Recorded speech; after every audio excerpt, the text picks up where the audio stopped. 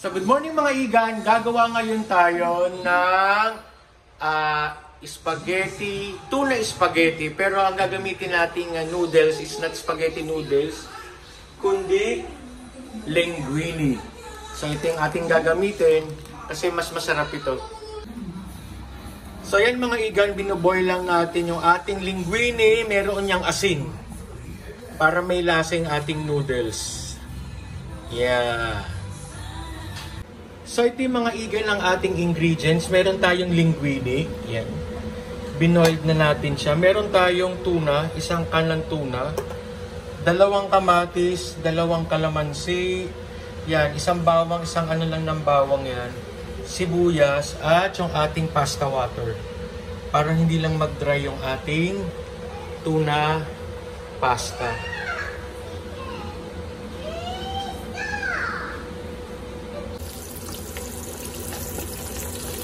Susutay lang natin yung ating bawang at sibuyas.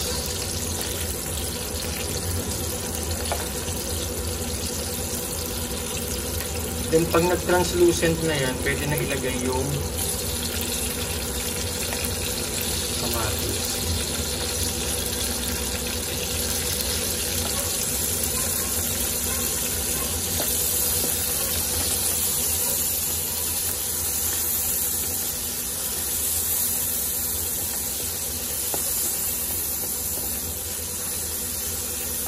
Lulutuin natin mabuti yung kamatis niyan para lumabas yung kanyang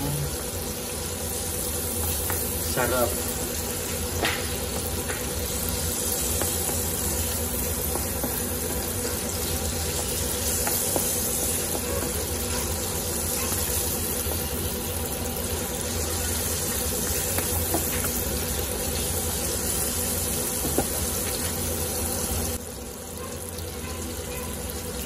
So, kailangan ganyan yung ating kamatis. Ayan.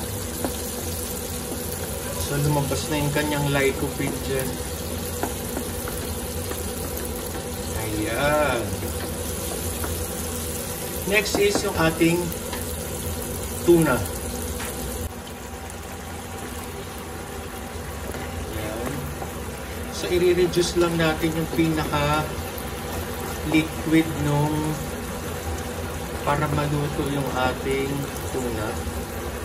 Pag ganyan na yan, pwede mo nang ilagay yung inyong pasta. So, nilagay na natin yung pasta. I-absorb kasi yung pasta na yan yung sauce. Kaya meron tayong pasta water para hindi siya mag-dry. Lalagyan natin yan. Kasi tinan mo siya, ayan, wala na, na-absorb na, no? Kasi yung ating pasta al dente, kaya ayaw naman natin mag-dry yung kanyang pasta. Lalagyan natin ng pasta water. So yan, nilagyan natin ng pasta, kaya ng pasta water, kaya nagtubig. So ito optional lang. Asan na ba? Ayan. This is a dried chili.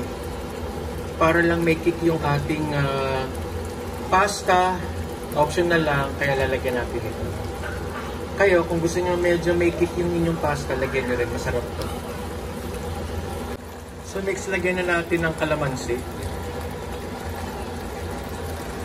Para ano lang yung kanyang acidity. No? Ayaw naman natin maging maasim, kaya titikman natin.